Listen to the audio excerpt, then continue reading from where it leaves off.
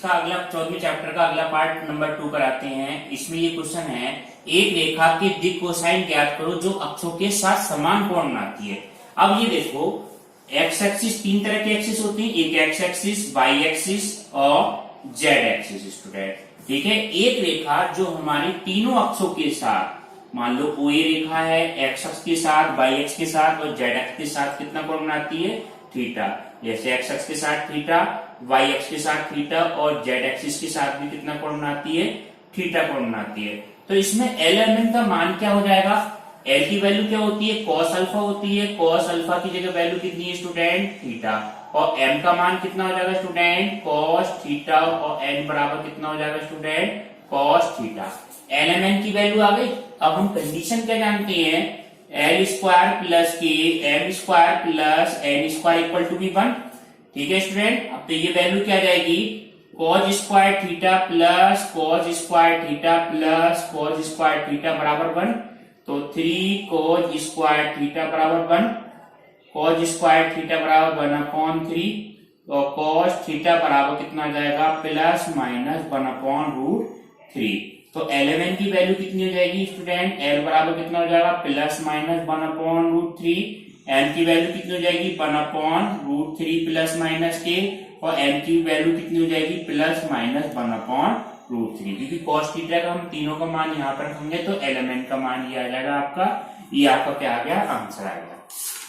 ठीक है, next question क्या है, अब नेक्स्ट क्वेश्चन ये आपका, यदि एक रेखा के दिक् अनुपात 2 -1 -2 हो तो दिक् कोज्या ज्ञात करना है।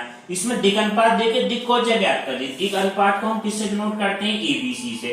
तो ए की वैल्यू क्या है स्टूडेंट, 2 है। बी की वैल्यू कितनी स्टूडेंट, -1 और सी की वैल्यू कितनी है, -2। एबीसी की वैल्यू आ गई आपकी। अब इसमें हम निकालेंगे दिक् कोज्या। दिक् कोज्या का मतलब क्या हो गया, एलिमेंट का मान। एल बराबर क्या होता है, a/√, के अंदर a square plus B square plus C square. तो a की वैल्यू 2 अपॉन ये वैल्यू कितनी हो जाएगी, 2 का स्क्वायर 4 प्लस 1 प्लस 4 कितना हो जाएगा स्टूडेंट, 2/√, के अंदर 9। तो ये वैल्यू कितनी हो जाएगी, 2/3 प्लस की वैल्यू ले ली।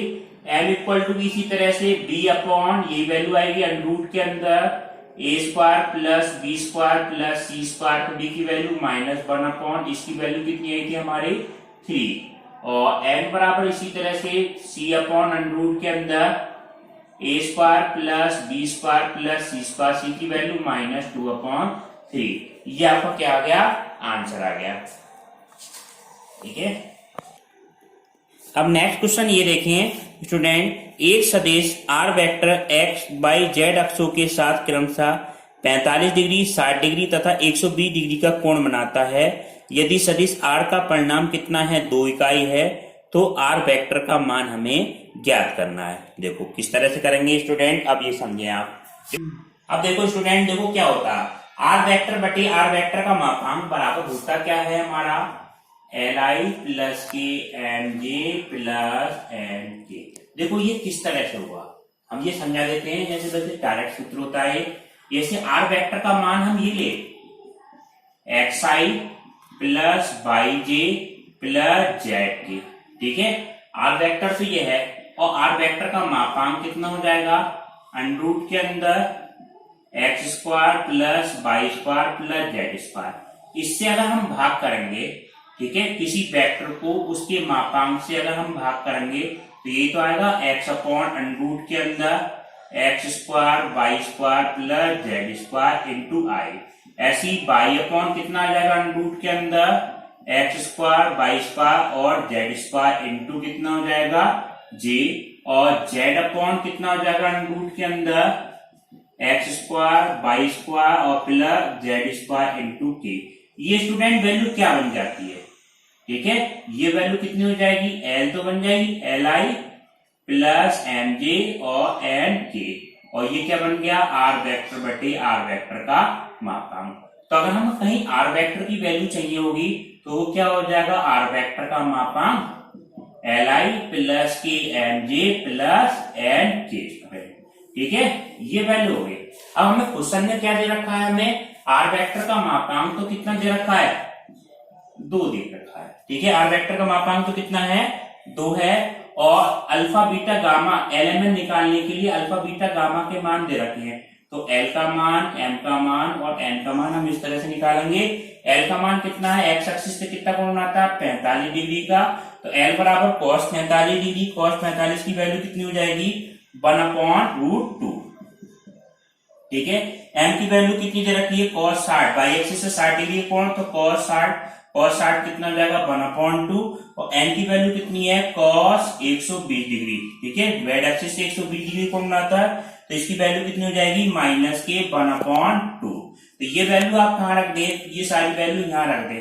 तो आर वेक्टर बराबर कितना हो जाएगा, आर वेक्टर का मापांक तो कितना हो गया 2li, यानी कि 1/√रूट के अंदर 2i प्लस 1/2j माइनस 1/2 ये आपका क्या आ गया फाइनल। इसकी 2 के अंदर गुणा भी कर सकते हैं आप, 2 की गुणा करेंगे कितना हो जाएगा √2i प्लस j और माइनस कितना आ जाएगा k। ये वैल्यू क्या आ जाएगी हमारी आर वेक्टर की वैल्यू आ जाएगी। ये आपका क्या आ गया फाइनल। जाने वाली तथा एक दिए हुए सदिश के समांतर रेखा का सदिश समीकरण। ठीक है, अगर एक बिंदु से होकर जा रही रेखा और एक सदिश के समांतर रेखा का सदिश समीकरण होता है हमारा आर वेक्टर बराबर a प्लस के लैम्डा बी वेक्टर। ठीक है, एक वेक्टर से होकर जा रही है और एक सदिश के क्या है हमारे ये समांतर है। ये सूत्र आपको याद रखने पड़ेंगे। इसी का हमें कार्तीय समीकरण निकालना होता है, तो ये सूत्र होता है, ये बिंदु हमारा मान लो x1 y1 z1 से होकर जाए रेखा और दूसरी रेखा है उसके दिक् अनुपात हमारे क्या है ABC हैं। ABC दिक् अनुपात है, तो इसका सूत्र होता है x minus x1/a y minus y1/b और z माइनस z1/c। ठीक है, ये कार्तीय रूप होता है एक बिंदु से जाने वाली रेखा का कार्तीय समीकरण। अगर कहीं दो बिंदु से होकर जाने वाली रेखा का सदिश समीकरण निकालना हो तो क्या सूत्र होता है, जैसे एक बिंदु ये है एक बिंदु ये है, तो आर वेक्टर बराबर a vector plus lambda b minus. ये बहुत इंपॉर्टेंट सूत्र है, ये आपको सूत्र याद रखना है, डायरेक्ट सूत्रों पे क्वेश्चन आ जाते हैं इसके। अब आप देखें नेक्स्ट सूत्र क्या है, दो बिंदु से होकर जाने वाली रेखा का कार्तीय समीकरण। मान लो एक बिंदु हमारा ए है x1 y1 z1 और दूसरा बिंदु हमारा क्या है b है x2 y2 और z2। ठीक है, इससे होकर जाने वाली रेखा का कार्तीय समीकरण निकालना है, तो क्या सूत्र हो जाएगा x minus x1 upon x2 minus x1 y minus y1 upon y2 minus y1 z minus z1 upon z2 minus z1। ये आपका क्या हो जाएगा कार्तीय समीकरण हो जाएगा। ठीक है स्टूडेंट, अब आप देखें नेक्स्ट क्वेश्चन आपका क्या है, बिंदु 5, 2 और -4 से जाने वाली तथा सदिश 3i plus 2j minus 8k के समांतर रेखा का सदिश और कार्तीय समीकरण हमें ज्ञात करना है। ठीक है स्टूडेंट, आप देखो ये आपको समझाते हैं। स्टूडेंट, ये रेखा किस बिंदु से होकर जा रही है, ये बिंदु हमारा 5, 2 और -4, इस बिंदु से होकर जा रही है रेखा। और दूसरे जो वेक्टर है वो वेक्टर हमारा कौन सा है स्टूडेंट, 3i प्लस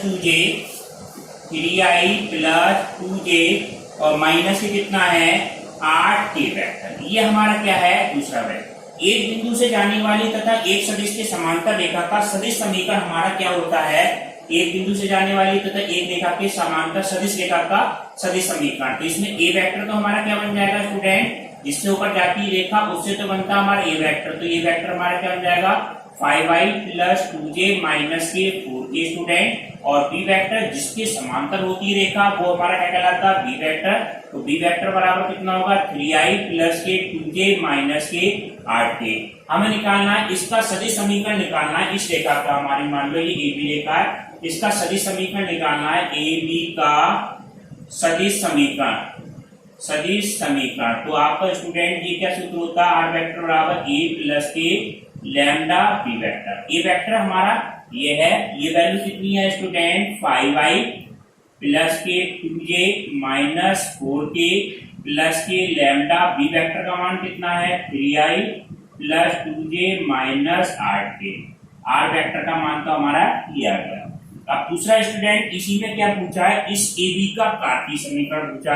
कार्तीय समीकरण हमारा क्या होगा, ए बी का कार्तीय समीकरण। कार्तीय समीकरण के लिए सूत्र होता है x minus x1 upon a बराबर Y minus Y one upon B student Z minus के जेड वन अपॉन सी होता है।